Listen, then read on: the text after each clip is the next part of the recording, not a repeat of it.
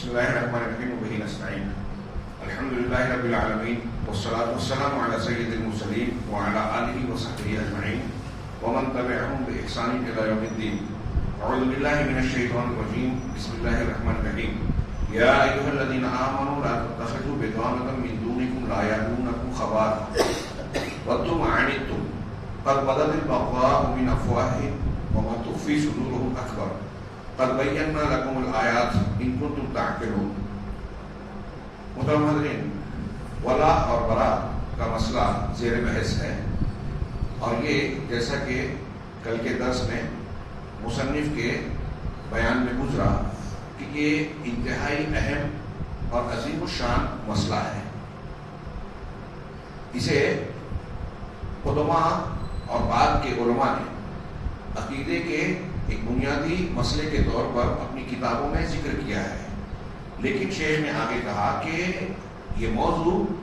اپنی انتہائی اہمیت، عظمت شان اور بہت زیادہ اثر کے باوجود ایسا ہو گیا کہ اس مسئلے میں بعض بلکہ بہت سارے مسلمان خلط ملط کا شکار ہو گئے.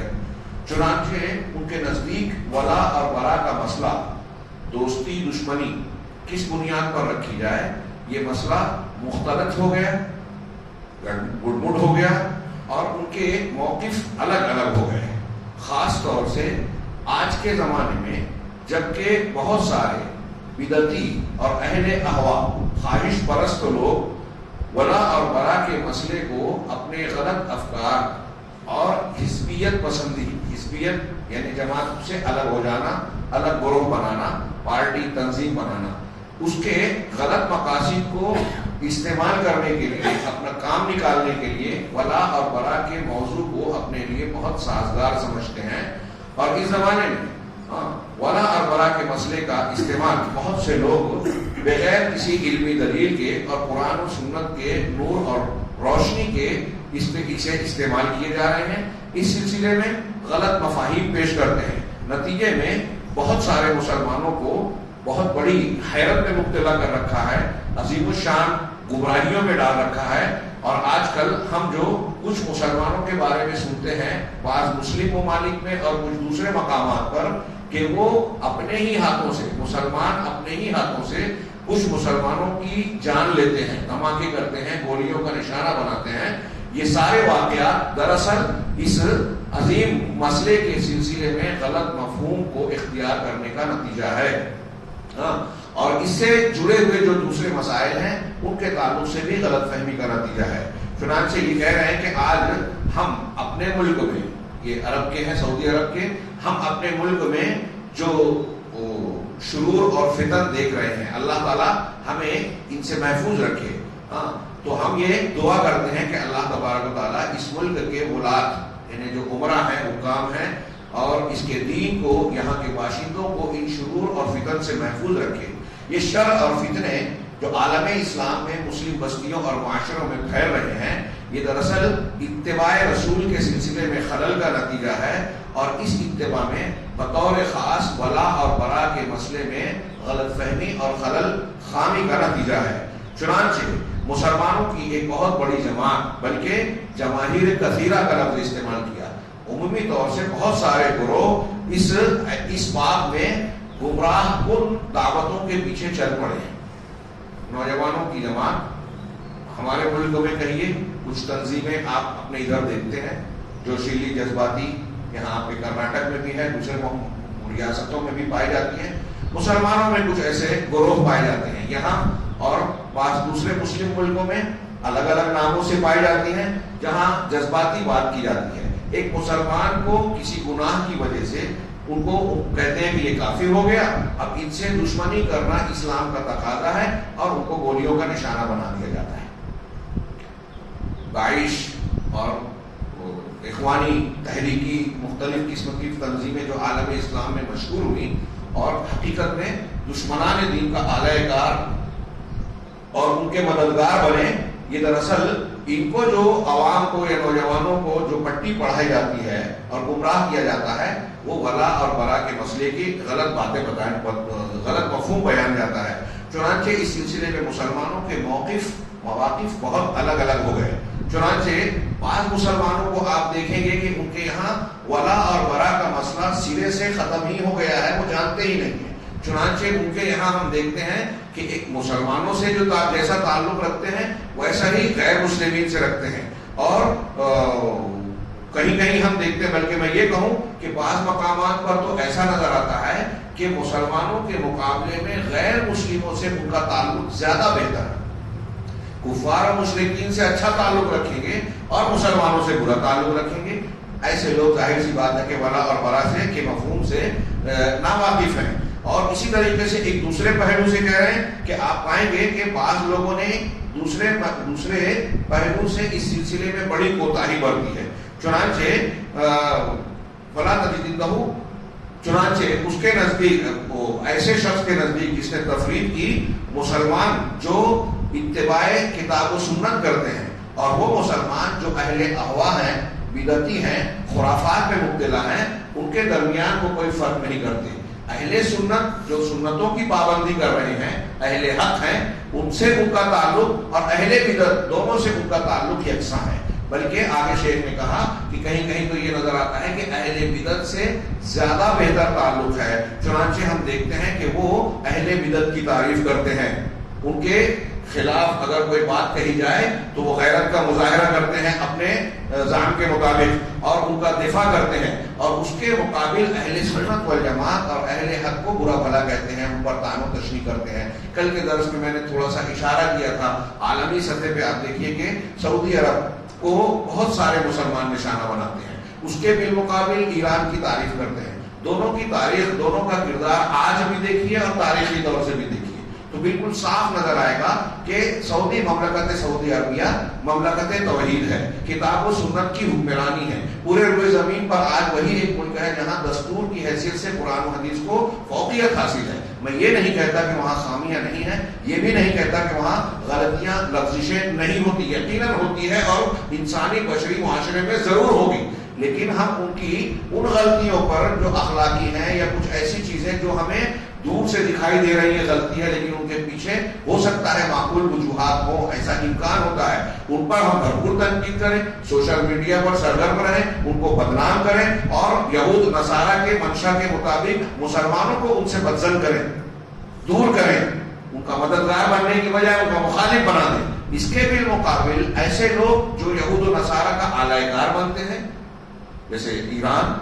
اور ان کے معاونین اخوانی یا تحریکی یا دوسرے لوگ، اسی طرح طیب اردوغان کا جو ترکی ہے آج کا، یہ بدعت و خرافات کی پاسداری کرتے ہیں، اہل سنت اور اہل توحید کی مخالفت کرتے ہیں، اہل توحید کے مقابلے میں یہود و نصارہ امریکہ اور یورپ کی مدد کرتے ہیں، اور اگر آپ دیکھیں تو اسلامی کاز اور دین اور عقیدے کی کوئی خدمت نہیں کرتے۔ دین کے سلسلے میں ان کے آپ بیانات ضرور پڑھیں گے، دین کے دشمنوں کے متعلق کچھ جذباتی باتیں ضرور کریں گے، لیکن اگر عملی طور سے آپ کھنگال لیں آج تو معلوم ہوگا کہ اگر سچے طور سے پوری دنیا کے مسلمانوں اور اسلام کی خدمت کہیں سے ہو رہی ہے تو سعودی عرب ہے۔ میں کوئی جانبداری کے طور پر یہ بات نہیں کہہ رہا ہوں، یہ جو انہوں نے ایک بات کہی کہ مسلمانوں میں ولا اور برا کے مسئلے کو نہ سمجھنے کا نتیجہ یہ ہے کہ اہل بدعت کی تائید کرتے ہیں اور اہل سنت کی مخالفت کرتے ہیں۔ یہ کوئی چھوٹا موٹا مسئلہ نہیں ہے۔ جب آپ یا کوئی شخص اہل بدعت کی تائید کرتا ہے، ان کو طاقت دیتا ہے، تو وہ بدعت کو طاقت دے رہا ہے، اسلام کو کمزور کر رہا ہے۔ اہل سنت والجماعت کو برا کہہ رہا ہے، دین کا کام کرنے والے جو سچے لوگ ہیں ان کی مخالفت کرتا ہے، تو وہ دین کے کام کی مخالفت کرتا ہے۔ یہ معاملہ آپ انفرادی طور پر بھی دیکھ سکتے ہیں کہ ایک آدمی کا ایک عالم سے اختلاف ہو گیا، امام صاحب سے اختلاف ہو گیا، اب وہ چار لوگوں میں ان کی برائیاں کرتا پھر رہا ہے۔ اب سوچئے تھوڑی دیر کے لیے، میں ایک چھوٹی سطح پر بات کر رہا ہوں کہ اس کا نقصان یہاں کیا نظر آتا ہے۔ ایک عالم دین کا داعی ہے، لوگوں کو دین سمجھا رہا ہے، آپ اس کے تعلق سے بدگمانی پھیلا رہے ہیں، اس کی برائیاں کر رہے ہیں، تو چار آدمی جو اس سے دو مسئلہ پوچھنے آ سکتے تھے، اس کے درس سے، اس کے خطبے سے، اس کی تعلیم سے جو فائدہ اٹھا سکتے تھے، دین سیکھ سکتے تھے، آپ نے ان کو بدزن کر دیا۔ وہ یہ سوچتے ہیں کہ جب ان کا معاملہ ایسا ہے تو میں ان سے دین کیوں سیکھوں، ان سے کیوں مسئلہ پوچھوں۔ آپ نے عالم سے دور کیا، اس کا مطلب دین سے دور کیا۔ عالم کی حیثیت شخصیت کی بنیاد پر ہم نہیں کہتے، ایک عالم دین جو عالم ربانی ہے، قرآن و حدیث کا جاننے والا ہے، کتاب و سنت کی تعلیم لوگوں کو سکھانے کی کوشش کرتا ہے، تو وہ آدمی وہ اس سے تعلق علم دین سے تعلق ہے، اس سے تعلق اسلام اور دین سے تعلق ہے. ہم شخصیت کی بات نہیں کرتے. یہ چھوٹی سطح سے لے کر بڑی سطح تک یہ معاملہ ہوتا ہے. دشمنان دین کی یہ کوشش ہے کہ مسلمانوں میں ان لوگوں کو اکیلا، اجنبی، بے یار و مددگار کر دیا جائے جو ان کے لیے چیلنج ہے، جس سے ان کو خطرہ محسوس ہوتا ہے. اور میں نے اس کا تذکرہ کیا ہے کہ یورپ کے تھنک ٹینک ہوں، موساد ہوں یا امریکن دانشور ہوں، ان کے سب کے یہاں کی رپورٹ ہے کہ ہمارے دین کو تہذیبی اور مذہبی جنگ میں سب سے زیادہ جس سے خطرہ ہے. اللہ کے گھر میں حالت روزہ میں بیان کر رہا ہوں، کوئی جانبداری کے طور پر نہیں کہ میری جماعت ہے یا اس کی تائید کر رہا ہوں. یہ ان کے بیانات ہیں. آج نیٹ کا زمانہ ہے، آپ ریسرچ سرچ کر سکتے ہیں. ان کے یہاں یہ رپورٹیں ہیں کہ ہمارے دین کو سب سے زیادہ جن سے خطرہ ہے وہ سلفی ہیں، اہل الحدیث ہیں، قرآن و حدیث کے ماننے والے ہیں. کوئی ایسی میں راز کی بات نہیں کہہ رہا ہوں. اب یہ چیزیں بے نقاب ہو چکی ہیں اور وہ لوگ پوری دنیا کے انٹیلیجنس کو، محققوں کو، غیر مسلم دنیا کو ہمارے ہندوستان میں بھی یہ سکھا رہے ہیں کہ اگر آپ اپنے دین، اپنے کلچر کو بچانا چاہتے ہیں تو سب سے بڑا خطرہ وہ مسلمان ہیں جو قرآن و حدیث کی بات کرتا ہے، وہ مسلمان ہیں جو ابوبکر صدیق اور عمر فاروق کے دین کو اختیار کرنا اور اس کو زندہ کرنا چاہتا ہے. وہ مسلمان ہے جس کو سلفی اہل حدیث کہتے ہیں. ہمارے یہاں انٹیلیجنس اور دوسرے لوگ بھی اس میں بڑی تمیز کرتے ہیں، بڑے غور کرتے ہیں کہ کون نماز کس طرح پڑھ رہا ہے اور کون کس فکر کا حامل ہے. اور اس سلسلے میں بڑی غلط فہمیاں پھیلائی گئی ہیں جان بوجھ کر. خیر، تو یہاں انہوں نے کہا کہ کچھ لوگ ولا اور برا کے مسئلے کو نہ سمجھنے کی بنیاد پر ان کا رویہ اور رد عمل یہ ہے کہ اہل سنت اور اہل الحدیث کی مخالفت کرتے ہیں، ان پر تانا زنی، چھینٹا کشی، الزام تراشیاں کرتے ہیں، ان کی چھوٹی غلطی کو بڑا بنا کر پیش کرتے ہیں، بدنام کرتے ہیں. اگر فی الفرض تھوڑی دیر کے لیے سمجھ لیجیے کہ کوئی حق والا ہے، صحیح عقیدے والا ہے، اگر اس کے اندر کوئی غلطی ہے تو کیا اس غلطی کے سلسلے میں آپ کے دینی فریضہ یہ کہتا ہے، آپ کا دینی فریضہ کہ سوشل میڈیا پر آپ یہ کہیں کہ فلاں ایسا ہے، علماء ایسے ہوتے ہیں، ان کے کردار میں یہ ہے، یہ دین کا طریقہ ہے؟ یہ جمہوریت ہے، خارجیت ہے، اسلام نہیں ہے. ہمارے یہاں سعودی عرب کا کوئی معاملہ ہو جائے تو پورا لوگوں میں بدنام کرنا، جمہوری مزاج. یہ جمہوری مزاج اصل میں خارجی مزاج ہے جو لوگوں کو حکام کے خلاف بھڑکاتا ہے. آپ پڑھیے تاریخ. عبداللہ بن سبا کے ٹولے نے حضرت عثمان غنی رضی اللہ تعالیٰ عنہ کے خلاف ماحول کیسے بنایا تھا، جس کی وجہ سے بلوائیوں نے ان کے خلاف اللہ بولا، ان کو گھر میں نظر بند کر دیا، ان کو گھیرا، ان کے لیے وہ پانی جو خود کنواں خرید کر انہوں نے وقف کیا تھا مسلمانوں کے لیے، اس کنویں کا پانی بھی لینا ان کے لیے ممنوع قرار دے دیا اور بالآخر انہیں مظلوم حالت میں شہید کر دیا. یہ کیسے ممکن ہوا؟ عبداللہ بن سبا کے ٹولے نے جب شروع میں حضرت عثمان کی برائی کرنا چاہے تو مدینہ میں ان کی کوئی سننے والا نہیں تھا. مصر گیا، وہاں سے اس نے کچھ ٹولیاں بنائی اور اس نے کہا کہ لوگوں کے سامنے جا کے براہ راست عثمان غنی یا امیر المومنین کی برائی مت کرنا، بلکہ تم یہ ظاہر کرنا کہ تم امر بالمعروف اور نہی عن المنکر کا فریضہ انجام دے رہے ہو، اچھا کام کرنا چاہتے ہو، دین کو پھیلانا چاہتے ہو، برائیوں کی اصلاح کرنا چاہتے ہو، اور پھر اس ضمن میں تم حکام کی اور امیر المومنین کی کچھ ایسی باتوں کو جو لوگوں کو بری لگے ایسی باتیں پیش کر کے ان کے خلاف ان کو بھڑکانا، بدسر کرنا. یہ الگ الگ ٹولیوں میں حج کے موقع پر گئے اور پھر ان لوگوں نے یہ شروع کیا ایک تحریک کے تحت، ایک منصوبے کے تحت، اور دھیرے دھیرے بہت سارے لوگوں کو حضرت عثمان غنی رضی اللہ تعالیٰ عنہ کے تعلق سے بدگمان اور بدظن کیا. جب ان لوگوں نے باقاعدہ تحریک ان کے خلاف اٹھائی تو پھر مخالفت کا سلسلہ تھم گیا، کمزور ہو گیا. عثمان غنی رضی اللہ تعالیٰ عنہ ذو النورین، نبی کریم صلی اللہ علیہ وسلم کی زبان سے کئی مرتبہ جنت کی بشارت جنہیں ملی. ان کی شخصیت کو لوگوں نے مجروح کیا. یہ خارجیت تھی، رافضیت تھی، اور وہی جمہوریت کی شکل میں، جدید شکل میں آج ہمارے مسلمان نوجوان جو ہے کوئی بھی مسئلہ ہوا کسی چیز کے بارے میں بغیر تحقیق کیے، یہ بھی دیکھتے نہیں ہے کہ جو خبر ہم پھیلا رہے ہیں، فارورڈ کر رہے ہیں، وہ صحیح ہے کہ غلط ہے.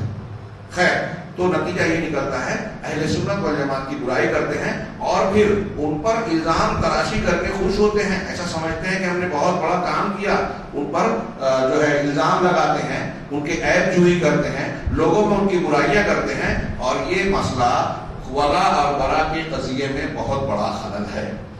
شیخ کہہ رہے ہیں یہ عقیدے کی خرابی کا نتیجہ ہے، دین کو نہ سمجھنے کا نتیجہ ہے. چنانچہ بعض لوگوں نے اس قضیے کو ولا اور برا، دوستی اور دشمنی کے مسئلے کو شریعت کے معانی اور مطالب سے بالکل الگ کر دیا اور دور لے کر چلے گئے اور اسے اپنا ایک ہتھیار بنا لیا. چنانچہ جب وہ ایک سواری بنائی، سواری متیہ کا لفظ ہے سواری، جب ان کو لگتا ہے کہ یہ ولا اور برا کا مسئلہ ان کے لیے کارآمد ہے تو اس پر سوار ہو جاتے ہیں. ان کی خواہشات اور ان کے فکر کے مطابق نظر آتا ہے تو اس پر سوار ہو جاتے ہیں، اور جب لگتا ہے کہ ان کی خواہشات کے خلاف ہے تو اسے معطل قرار دے دیتے ہیں، اس پر کوئی لحاظ نہیں کرتے. اور بعض لوگ اس کے برخلاف اس معاملے میں اس اصل اور عقیدے کی اس بنیاد میں بہت غلو سے کام لیتے ہیں غیر مسلموں کے حق میں. اس میں غلو سے کام لیتے ہیں غیر مسلموں کے حق میں، حتی منع المباح، یہاں تک کہ غیر مسلموں سے تعلقات کے سلسلے میں جو چیزیں مباح ہیں اس کو بھی روک دیتے ہیں. اور پھر نتیجہ کیا نکلتا ہے کہ یہ لوگ غیر مسلموں کے ساتھ بدسلوکی کرنا دین سمجھتے ہیں، ان کے ساتھ ظلم و زیادتی کرنا، تجاوز اور ان کے حقوق کو مارنا یہ سمجھتے ہیں کہ یہ بہت اچھا کام ہے. ولا اور برا کا تقاضا وہ یہ سمجھتے ہیں کہ غیر مسلموں کے ساتھ چاہے وہ عام آدمی ہو، بے گناہ ہو، اس کے ساتھ بدسلوکی کرنا یہ ولا اور برا کا تقاضا ہے. جب ہم یہ کہہ رہے ہیں کہ غیر مسلموں سے ہماری دوستی یا تعلق نہیں ہونا چاہیے تو اس کا غلط مطلب یہ نکالتے ہیں کہ ان کے ساتھ ہم بدسلوکی کریں. جو کہہ رہے ہیں کہ چنانچہ انہوں نے دوسری طرف مسلمانوں کے حق میں ولا کے معاملے کو یہ ختم کر دیتے ہیں، مسلمانوں سے دوستی کا معاملہ بگاڑ دیتے ہیں اور کافروں کے ساتھ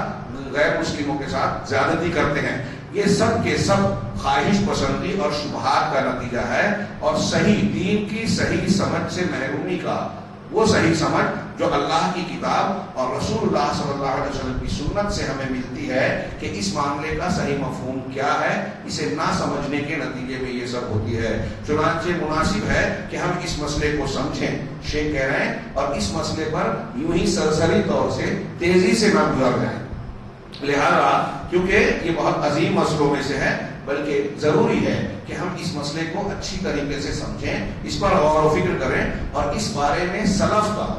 صحابہ و تابعین کا جو طریقہ تھا، جو انہوں نے نبی سے سیکھا تھا، اس کو خوب اچھی طریقے سے سمجھیں. چنانچہ اب یہ کہتے ہیں کہ پہلا عنوان یہ دیکھیے، فما هو الولا، تو ولا کیا ہے؟ کہہ رہے ہیں کہ الولا لغت، عربی لغت میں کہتے ہیں نصرت کو، محبت کو، اتباع کو. اور ہمارے ہمارے علماء کے نزدیک جو اس کا مفہوم ہے وہ اس سے کوئی الگ نہیں ہے، دور نہیں ہے. چنانچہ شرعی اعتبار سے دین اسلام میں ولا کا مطلب ہوتا ہے محبت، نصرت، اتباع، اور اس بنیاد پر کسی سے محبت ہو، کسی کی اتباع کر رہے ہیں، کسی کی مدد مقصود ہو، تو اس بنیاد پر ہمارا جو برتاؤ قول اور عمل کی شکل میں ظاہر ہوتا ہے، یہ ولا اور برا کے معاملے کو، ولا کو ظاہر کرتا ہے. شیخ الاسلام علامہ ابن تیمیہ رحمہ اللہ کہتے ہیں کہ الولایۃ ضد العداوہ، ولایا یہ عداوت کی ضد ہے. عداوت دشمنی کو کہتے ہیں، تو دشمنی کے مقابلے میں ولایا یعنی دوستی. اور ولایت کی اصل محبت اور قرب ہے، کسی سے محبت ہونا اور نزدیکی ہونا. شیخ عبداللطیف آل الشیخ کہتے ہیں کہ موالات کی اصل محبت ہے اور معادات، دشمنی کی اصل بغض اور نفرت ہے. یہ دونوں چیزیں، ان دونوں چیزوں سے اگر آپ کے دل میں محبت ہے یا دل میں نفرت ہے کسی کے تعلق سے، تو یہ دونوں چیزیں آپ کے اعضاء اور جوارح، اعمال میں ظاہر ہوتی ہے، جس میں کہ محبت یا دشمنی کا عنصر داخل ہوتا ہے. اگر آپ کسی سے محبت رکھتے ہیں تو اس کے ساتھ آپ کا برتاؤ کیا ہوگا، اگر آپ کسی سے نفرت کرتے ہیں تو اس کے ساتھ برتاؤ کیا ہوگا، یہ وہی اندر کا جذبہ طے کرتا ہے. جیسے کسی کی مدد کرنا، کسی سے انسیت رکھنا، اس کی مدد اور معاونت کرنا، جہاد کرنا، ہجرت کرنا اور اس جیسے دوسرے اعمال، ان سارے اعمال کی بنیاد ولا اور برا ہے. آپ کے دل میں جو جذبہ کسی کے تعلق سے ہوگا، اس کے نتیجے میں آپ کا ویسا ہی عمل ظاہر ہوگا. جس سے آپ کی محبت ہے آپ اس کی مدد کریں گے، اس کے ساتھ اچھا سلوک کریں گے، اس کا تعاون اور اچھے کاموں میں اس کے ساتھ چلیں گے. جس سے نفرت ہے آپ اس کے برخلاف رویہ اختیار کریں گے. چنانچہ دل اور جوارح کے اعمال میں ایسی چیزیں ہیں جو حقیقت میں دل اور اعمال کے اندر وہ بات اور تاثیر ہوتی ہے جو حقیقت میں موالات اور معادات، دوستی اور دشمنی کی شکل میں ظاہر ہوتی ہے. کسی کی مدد کرنا، کسی کی مخالفت کرنا، کسی سے انسیت رکھنا، کسی سے نفرت کرنا، اور اسی طریقے سے کسی کی معاونت کرنا یا ہجرت کرنا. چنانچہ ہم یہ کہہ سکتے ہیں کہ شرعی طور سے ولا کا مطلب ہوتا ہے کہ دلوں کا ایک دوسرے سے قریب ہونا، محبت میں، تعلق میں، اور اس بنیاد پر ہمارے دل میں جو یہ جذبات ہوتے ہیں اس کی بنیاد پر جو اعمال ظاہر ہوتے ہیں، جو برتاؤ اقوال اور افعال کی شکل میں ظاہر ہوتا ہے، وہ ہے ولا. اپنے الفاظ میں پھر سے ایک مرتبہ دہراؤں، ولا یا دوستی جو دینی ہے وہ یہ ہے کہ کسی کے تعلق سے دل میں محبت رکھنا، اور اس محبت کی بنیاد پر ظاہری طور پہ ہم جو اس سے بات چیت کر رہے ہیں، اس کے ساتھ جو معاملہ عملی شکل میں اختیار کر رہے ہیں، وہ طے کرنا محبت کی بنیاد پر. تو محبت سے جو چیزیں ظاہر ہو رہی ہیں وہ ولا کے نتیجہ ہیں، یا اس کو ولا کہیں گے. اس کے الٹ برا ہے. لغت عرب میں برا کہتے ہیں تنزہ اور تباعد کو، یعنی پاکی حاصل کرنا، دوری اختیار کرنا اور الگ رہنا. کہہ رہے ہیں یہ ہمارے یہاں بنیادی طور سے جب اسلام میں بولا جاتا ہے تو شرک سے دوری اختیار کرنا، اور شریعت میں ہمارے علماء کے نزدیک برا کا مطلب ہوتا ہے کہ بعد، دوری، خلاص یعنی چھٹکارا، اور بغض یعنی نفرت، اور اس کی اصل اور بنیاد نفرت ہی ہے. چنانچہ ہمارے لیے یہ سمجھ لینا مناسب ہے کہ موالات کی اصل، دوستی کی اصل محبت ہے، اور اس سے اور یہ جو ہے اس سے دلوں کی قربت ظاہر ہوتی ہے. دوستی موالات کی اصل محبت ہے، اور جب ہمارے دل میں محبت ہوگی تو اس سے ایک دوسرے کے دل ملیں گے. اور برا، لا تعلقی کی اصل نفرت اور بغض ہے، اس سے دلوں کے درمیان نفرت اور دوریاں پائی جاتی ہیں. وہذا هو اصل، یہی ولا اور برا کی اصل ہے، جسے ہمارے علماء کہتے ہیں، جس کے نتیجے میں کہ کفار سے موالات کرنا کفر ہے. کفار سے موالات کفر ہے، یعنی ان سے محبت کرنا اور دل سے ان کی طرف مائل ہونا، یعنی دلی جذبات کا ان کی طرف میلان رکھنا، یہ کفر ہے. اس لیے کہ ولا کبھی کبھی کفر ہوتا ہے، اور کبھی کبھی کفر سے کم درجے کا گناہ فسق ہوتا ہے. اس سلسلے میں کہہ رہے ہیں کہ ومن المسائل، سلف کے نزدیک ایک بنیادی مسائل میں سے ایک مسئلہ یہ ہے کہ ولا اور برا دو قسموں میں تقسیم ہوتا ہے. پہلی قسم یہ ہے کہ ولا اور برا غیر اہل ملت، یعنی غیر مسلموں کے ساتھ، یہود ہوں، نصارہ ہوں، مجوسی اور ان کے علاوہ. چنانچہ غیر اہل ملت جو دوسرے مذہب کے ماننے والے ہیں، ان سے ولا مطلقاً حرام ہے. میں نے اس سے پہلے کہا کچھ لوگوں کو غلط فہمی نہ ہو، اگر ہمارے رشتے دار ایسے بات آئی تو ان سے اس ولا کا حرام ہونے کا مطلب یہ نہیں ہے کہ ان کے ساتھ بالکلیہ تعلق نہ رکھا جائے. خاص طور سے ماں باپ مستثنا ہے، ان کے ساتھ چاہے وہ کافر ہی ہوں، ان سے ولا تو نہیں ہوگی لیکن حسن سلوک کیا جائے گا، ظاہری طور پر دلی محبت نہیں ہوگی. اور کفار سے محبت رکھنا، ان کی نصرت کرنا، ان کی تائید کرنا، یہ حرام ہے. آپ نواقض ایمان میں پڑھیں گے جس سے ایمان آدمی کا ٹوٹ جاتا ہے. علماء سلف خلف نے بیان کیا کہ اگر ایک مسلمان مسلمانوں کے خلاف غیر مسلموں کی مدد کرتا ہے تو وہ اسلام سے خالی ہو جاتا ہے. قرآن کی آیتیں اس پر دلیل ہیں. یہاں انہوں نے صرف حرام کی بات کہی کہ کفار سے محبت کرنا، ان کی مدد کرنا، ان کی تائید کرنا یہ حرام ہے،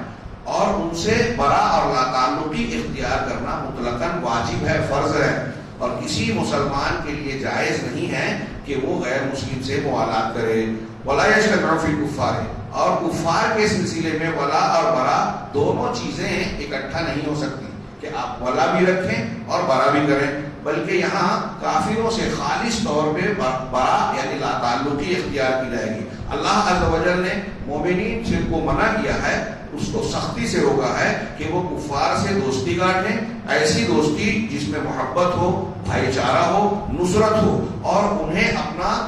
دلی دوست، بتانا کا لفظ ہے جس کا دو معنی کرتے ہیں، دلی دوست اور رازدار. کفار کو اپنا رازدار بنائیں، اس سے اللہ نے منع کیا ہے، چاہے وہ ایسے کافر ہوں جن سے جنگ کی حالت ہو یا وہ جنگ کی حالت میں نہ ہو، یہاں تک کہ حتی لو اقررناہم، یہاں تک کہ اگر ہم نے ان غیر مسلموں کو جزیہ لے کر مسلمانوں کے ملک میں ٹھہرایا ہو اور وہ مسلم ملک کے باشندے ہوں، تب بھی ان کے ساتھ ولا نہیں اختیار کی جائے گی، فإنہ یبقى، تو وہ مسلم ملک میں باقی تو ضرور رہے گا، لیکن ہمارے لیے یہ جائز نہیں ہوگا کہ ہم اس سے مواخات کا رشتہ رکھیں، دلی محبت کریں اور ان کی مدد کریں۔ یہی میں رک کے ایک بات بتا دوں کہ غلط فہمی نہ ہو، دلی محبت اور ولا کی وضاحت کی میں نے، اس سے تعامل، لیکن اگر کوئی مسلمان ملک میں غیر مسلم رہتا ہے، ذمہ جس کو کہتے ہیں، اور وہ ٹیکس دے رہا ہے مسلمانوں کو، جزیہ دے رہا ہے، تو اس کو اگر کوئی ناجائز طریقے میں کہ مسلمان قتل کر دے تو اللہ کے رسول نے صلی اللہ علیہ وسلم نے فرمایا کہ وہ جنت کی خوشبو نہیں پائے گا غیر مسلم کو۔ اس کا یہ مطلب نہیں ہے ولا اور برا کا یا برا کا کہ ہم ایک عام غیر مسلم کو قتل کریں اور اس پر ظلم کریں۔ ہاں، دلی محبت، رازدار بنانا، اس کی تائید اور نصرت کرنا، خاص طور سے اسلام اور مسلمانوں کے خلاف، یہ قطعی جائز نہیں ہے۔ چنانچہ کسی مسلمان کے لیے جو لا الہ الا اللہ اور محمد رسول اللہ کی گواہی دیتا ہے، کفار سے محبت رکھنا ولا رکھنا جائز نہیں ہے۔ اللہ عز و جل مسلمانوں کو خطاب کر کے کہتا ہے، یا ایھا الذین آمنوا لا تتخذوا بطانۃ من دونکم لا یألونکم خبالا، اے ایمان والو، تم اپنے علاوہ یعنی مسلمانوں کے علاوہ دوسروں کو اپنا دلی دوست اور رازدار نہ بناؤ۔ یہ سورہ آل عمران کی آیت نمبر 118 ہے، جا کے ترجمہ دیکھ لیجیے کہ اے ایمان والو، اپنے علاوہ یعنی مسلمانوں کے علاوہ دوسروں کو رازدار اور دلی دوست نہ بناؤ، لا یألونکم خبالا، جو تمہاری تباہی اور تمہارے بگاڑ کے سلسلے میں کوئی کسر نہیں چھوڑتے۔ تم دیکھ ہی رہے ہو، آج ہم دیکھ رہے ہیں اپنے ارد گرد میں، ہمارے یہاں کچھ مسلمان نوجوان آج کل یہ سوال کرتے ہیں کہ بھائی کورونا میں مسلمانوں نے احیار کی بڑی مدد کی، آج دیکھو کیا نتیجہ ہے۔ یہ بھی کہنا غلط ہے۔ بھوکے کو کھانا کھلانا، پریشان حال کی مدد کرنا، یہ اسلام کی تعلیم ہے، اور یہ نیکی اگر ہم نے کی ہے تو یہ ہمیشہ یاد رکھنا چاہیے کہ ان اللہ لا یضیع اجر المحسنین، اللہ اچھے لوگوں کی، محسنین کے بدلے کو ضائع نہیں کرتا۔ ہمیں دکھائی نہ دے اس بنیاد پر جو مسلمانوں نے اس پیریڈ میں کیا لاک ڈاؤن وغیرہ کے، میں ایسا سمجھتا ہوں، اللہ عالم، ہو سکتا ہے غلطی ہو، آپ میں سے کسی کو اختلاف ہو، میں ایسا سمجھتا ہوں کہ جو کچھ کیا تھا تو اس سے بہت سارے غیر مسلموں کو مسلمانوں سے قربت حاصل ہوئی ہندوستان میں، جو ان کے دماغ میں نفرت بھری گئی تھی، مسلمانوں کے خلاف غلط فہمیاں اڈیلی گئی تھی، ایسے بہت سارے لوگوں کے دل صاف ہوئے، بیانات آئے۔ یہ چیز فرقہ پرستوں کے ایجنڈے کے بہت خلاف تھی، جنہوں نے سال سے محنت کی ہے کہ ان میں دوری پیدا کی جائے، اور یہ دوری وہ ہر موقع پر بناتے ہیں، الیکشن کے ٹائم اپنے قوانین کو تبدیل کرنے کے لیے، اپنے افراد کو آگے بڑھانے کے لیے، برہمنیت کو جو ہے قوت دینے کے لیے، غیر مسلموں میں جو نچلے طبقے کے لوگ ہیں ان کو بھی استعمال کرتے ہیں۔ تو ان کے مقاصد میں یہ بہت بڑا خلل تھا، لہذا ان کو بڑی فکر تھی کہ یہ دوری پھر سے مضبوط بنائی جائے، نفرت پھر سے جوان کی جائے۔ ہو سکتا ہے ایک یہ بھی مقصد ہو اور ان کے پرانے ایجنڈے سے چلی آ رہی الیکشنی اور دوسرے مقاصد کے نتیجے بھی ہوں کہ ابھی یہ ہم دیکھ رہے ہیں کہ تسلسل کے ساتھ مسلمانوں پر حملے ہو رہے ہیں، حجاب، اذان، دھرم سنسد، مسلم لڑکیوں کے تعلق سے ان کا غلط رویہ اور بیانات، دھمکی آمیز بیانات، جلوس نکال کر پتھر اور کوئی فساد، یہ جو سلسلہ چل رہا ہے، یہ تو طے ہے کہ ان میں ہے کچھ طبقات۔ اتنا سب ہونے کے باوجود ہم یہ بھی دیکھ رہے ہیں کہ مسلمانوں سے زیادہ جرأت سے بعض مقامات پر غیر مسلموں ہیں کہ کچھ طبقات، صحافی برادری میں ہوں، الیکٹرانک میڈیا کے لوگ ہوں یا پرنٹ میڈیا کے لوگ ہوں یا دوسرے کچھ حضرات ہیں، سماجی ورکر اور لیڈران، جو مسلمانوں کی طرف سے دفاع کر رہے ہیں، ان کی اس طریقے پر جو ہے ان کی تنقید کر رہے ہیں شدت کے ساتھ۔ تو ہمارے یہاں بھی توازن ہونا چاہیے، وہ چاہے جو ہوں دوسرے، ہمارے دلی دوست نہ صحیح، لیکن ہمارے دین کے بنیاد پر جو حسن سلوک، دعوتی کردار ہمیں نبھانا چاہیے، اس کو اختیار کریں۔ مسلمان اس صورتحال سے مایوس ہو کر جذبات سوال کرتا ہے کہ ارے اتنا سب کچھ ہو گیا، کیا کیا مولویوں نے، کہاں ہے اللہ تعالیٰ کی مدد؟ اللہ تعالیٰ کی مدد کے، میں نے کل بھی کہا تھا غالباً کہ اللہ تعالیٰ کی مدد کے جو بنیادیں قرآن نے بیان کی، شرطیں، تقویٰ، ایمان، صبر، کیا ہمارے اندر وہ ہے؟ توحید سب سے بڑی بنیاد ہے۔ کیا توحید مسلمانوں نے اختیار کی؟ خالص توحید، شرک اور بدعت سے اپنے آپ کو پاک کیا؟ شرک ہوگا تو اللہ کی مدد نہیں ملے گی۔ قرآن کہتا ہے لا تجعل مع اللہ الہا آخر فتقعد مذموما مخذولا، اگر اللہ کے علاوہ کسی اور معبود کو پورا پکارو گے تو مذموم اور مخذول جو بے سہارا ہو، اللہ کی مدد نہیں ملے گی۔ تو ہمارے یہاں شرک کون سا نہیں پایا جاتا؟ اب ہم شرک کریں، بدعت کریں، اللہ کی نافرمانی کریں، اس کے حلال و حرام کو جو ہے طاق میں رکھ دیں، اللہ سے سودی لین دین کر کے اللہ اور رسول سے جنگ کا اعلان کریں جو قرآن کہتا ہے، اور پھر اس کے بعد مولویوں کو کوسیں کہ مولوی تو ہمیشہ یہی بات کرتے ہیں کہ مسلمانوں کا کردار صحیح نہیں ہے، اس لیے اللہ کی مدد نہیں آ رہی ہے۔ ہتھیار لے کے نکل پڑو، آپ نکل پڑے تو کیا ایسا جن لوگوں نے کیا ہے مسلمانوں کو کوئی فائدہ پہنچایا ہے؟ ہتھیار لے کر نکلنے کے لیے بہت اگلا مرحلہ ہے، اس سے پہلے اپنی اصلاح، اپنے عقیدے اور منہج کی اصلاح۔ اب کچھ لوگ کہتے ہیں پالیٹکس میں ہماری طاقت ہو، تعلیم کے طور پر مضبوطی حاصل کی جائے، فلاں کام کیے جائے، سب اپنی اپنی جگہ کچھ نہ کچھ اہمیت رکھتے ہیں، ہم اس کا انکار نہیں کرتے، لیکن میں یہ مانتا ہوں قرآن و حدیث کی بنیاد پر، دلائل کی بنیاد پر یہ مانتا ہوں کہ ساری قوتیں مسلمانوں کے پاس ہوں، لیکن اگر ایمان نہیں ہے، تقویٰ نہیں ہے، اگر اللہ تعالیٰ سے تعلق نہیں ہے، تو اللہ کی مدد نہیں آئے گی۔ شرک اور بدعت ہے تو اللہ تبارک و تعالیٰ فتح نہیں دے گا۔ بالکل کلیئر بات ہے۔ ہندوستان میں ہمارا معاملہ کمزور نظر آ رہا ہے۔ میں نے کل کے درس میں کہا تھا کہ مسلمانوں کے پاس عالمی سطح پر دیکھیے کس چیز کی کمی ہے، کتنے ملک ہیں، کتنی دولت ہے، کتنے قدرتی خزانے ہیں، پیٹرول، معدنیات اور کیا کیا مسلمانوں کی زمینوں سے اللہ تبارک و تعالیٰ نے پیدا کر دیا ہے، لیکن کیا یہ معاشی قوت، کیا یہ وہاں کی تعلیم کا معاملہ اور وہاں کی اقتدار اور حاکمیت کے باوجود مسلمانوں کو عالمی سطح پر بھی وہ عزت نصیب ہے جو ہونی چاہیے؟ اگر نہیں ہے تو اس کی وجہ کیا ہے؟ ہم قرآن و حدیث میں ڈوبے۔ ہم ہمیشہ کہتے ہیں کہ قرآن حدیث میں قیامت تک کے مسائل کا حل ہے، پھر ان مسائل کا حل ہم قرآن کو چھوڑ کر کیوں ڈھونڈتے ہیں؟ قرآن میں دیکھیں بالکل صاف تعلیمات نظر آئے گی، اس میں سے ایک تعلیم یہ ہے۔ اور اس معاملے میں آپ دیکھ رہے ہیں کہ جو میں بیان کر رہا ہوں اگر اس پر غور کریں تو جو شیخ نے تمہید کے طور پر کچھ باتیں بیان کی، اگرچہ تھوڑی سی تفصیلی ہے لیکن بہت اہم ہے کہ اس مفہوم کو، ولا اور برا کے معنی، مطلب اور مفہوم کو صحیح طریقے سے نہ سمجھنے کے نتیجے میں کیا ہو رہا ہے؟ دوستوں کو ہم نے دشمن بنا لیا، دشمنوں کو دوست بنا لیا، بے اعتدالی کا شکار ہے، جس کے نتیجے میں ہم خود کو اور اپنی قوم کو نقصان پہنچا رہے ہیں، بہت نقصان پہنچا رہے ہیں۔ تو اللہ تعالیٰ نے اس آیت میں فرمایا کہ تم اپنے علاوہ دوسروں کو دوستوں کو بناؤ جو تمہاری ہلاکت اور فساد بگاڑ میں کوئی کسر نہیں چھوڑتے۔ وَدُّوا مَا عَنِتُّمْ، تمہاری مشقت اور تکلیف ان کو پسند ہے، وہ تو چاہتے ہیں کہ تم دکھ اٹھاؤ۔ اس کا ترجمہ یہ ہوا وَدُّوا، وہ چاہتے ہیں، مَا عَنِتُّمْ، وہ چیز جو تم کو دکھ میں ڈالے، مشقت میں ڈالے، قَدْ بَدَتِ الْبَغْضَاءُ مِنْ أَفْوَاهِهِمْ، ان کی جو نفرت ہے، دشمنی ہے، وہ ان کے منہ سے، ان کی باتوں سے ظاہر ہو چکی۔ وَمَا تُخْفِي صُدُورُهُمْ أَكْبَرُ، اور ان کے دلوں میں جو نفرت ہے، اناد ہے، وہ اس سے بھی بڑھ کر ہے۔ یہ اللہ تعالیٰ نے ہم کو بتا دیا کہ ان کے منہ سے کہ ابھی دیکھ رہے ہیں کہ مار دو، کاٹ دو، 10 لاکھ مسلمانوں کو ماریں گے، باقی جو ہے ہندوستان چھوڑ کے چلے جائیں گے، اور اس قسم کے بیانات آ رہے ہیں، تو ان کی نفرت مسلمانوں سے منہ سے ظاہر ہے، اور ان کے دل میں اللہ نے بتایا کہ اس سے زیادہ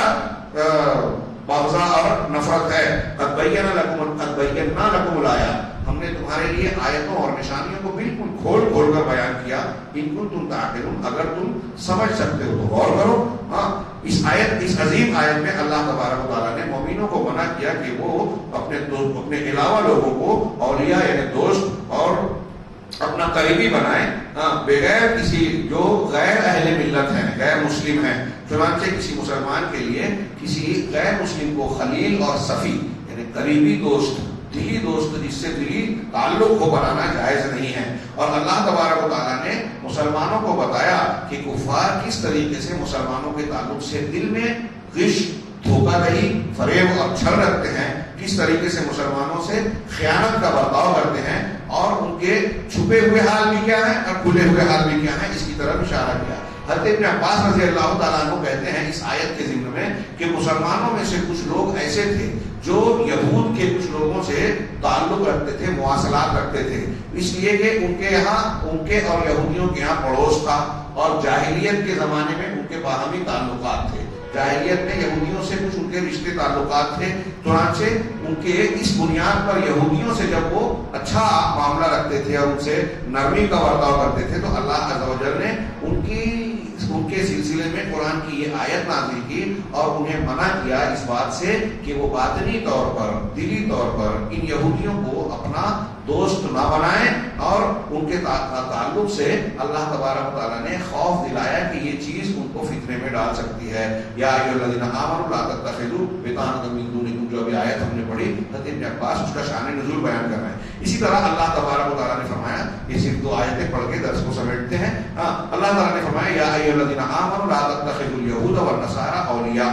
اے ایمان والو تم یہود اور نصارہ کو اولیاء، اپنا دوست نہ بناؤ، بعضهم اولیاء بعض، یہ آپس میں ایک دوسرے کے دوست ہیں، ومن یتولہم منکم فانہ منہم، تم میں سے جو ان سے دوستی گانٹے گا تو وہ انہی میں سے ہو جائے گا۔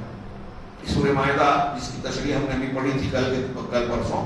اس میں ہے ان اللہ لا یہدی القوم الظالمین، اللہ ظالم لوگوں کو ہدایت کے راہ نہیں دکھاتا، ہدایت پر نہیں لگاتا۔ اسی طرح اللہ تبارک و تعالیٰ نے سورہ آل عمران میں فرمایا لا يتخذ المؤمنون الکافرین اولیاء من دون المؤمنین، کہ مومن لوگ کافروں کو، مومنوں کو چھوڑ کر کافروں کو جو ہے اپنا دوست نہ بنائیں۔ ومن یفعل ذلک، جو ایسا کرے گا فلیس من اللہ فی شیء، تو اللہ تعالیٰ کا اس سے کوئی تعلق نہیں ہے، اس کا اللہ سے رشتہ نہیں ہے، الا ان تتقوا منهم تقا، ہاں اگر ان سے بچاؤ کرنا ہے، آپ کی مصلحت ہے، کچھ حالات کا تقاضا ایسا ہے کہ اگر آپ نے ان سے دوستی کا مظاہرہ، تعلق کا مظاہرہ نہیں کیا تو آپ کو نقصان ہوگا، تو ایسی صورت میں اپنے بچاؤ کے لیے تم اس طرح کے معاملے کر سکتے ہو۔ دیکھیے شریعت کتنی فطری ہے۔ ابھی جیسے کچھ لوگوں کو یہ مسئلہ میں بیان کر رہا ہوں تو یہ سوال اٹھتا ہوگا کہ ہم غیر مسلموں کے یہاں کام کرتے ہیں، ہماری تجارت چلتی ہے، لین دین ہوتا ہے، بہت سارے معاملات ہوتے ہیں، ان کے علاقے میں ایسا ہے ویسا ہے، تو اگر ہم ایک دم سے ان سے مخالفت کر لیں تو کیا ہوگا؟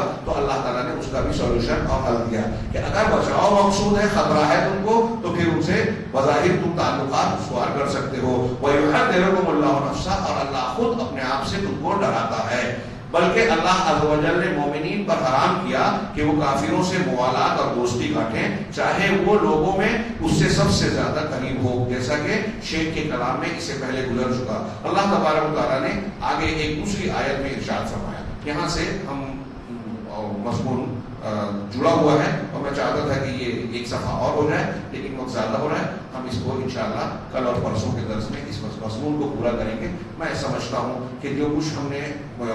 سنا اور پڑھا ہے وہ آپ حضرات جو سامعین ہیں وہ سمجھ رہے ہوں گے کہ یہ کتنا اہم معاملہ ہے۔ شیخ روحیلی نے بھی اس کی اہمیت کا احساس کی توجہ دلا کر یہ کہا کہ اس کو سمجھنا آج کے زمانے کی بہت شدید ضرورت ہے، ہم کو ہی صرف نہیں سمجھنا ہے، ہمارے جو نوجوان طبقہ ہے اور اس مسئلے کو غلط مفہوم کے ذریعے سے کہیں پڑھتا ہے، سنتا ہے، جو سیدھی جذباتی باتوں میں آتا ہے، تو نتیجے میں وہ اسلام کے نام پر ایسے کام کرتا ہے جو اسلام کے خلاف ہے۔ لہذا میں امید کرتا ہوں کہ اس کو ہم بغور سنیں گے اور سمجھنے کی کوشش کریں گے۔ اللہ تبارک تعالیٰ ہمیں توفیق دے، اس میں نیت دے، اخلاص دے اور صحیح عمل کی توفیق دے کر ہمیں دنیا اور آخرت میں کامیابی سے نوازے۔ وآخر دعوانا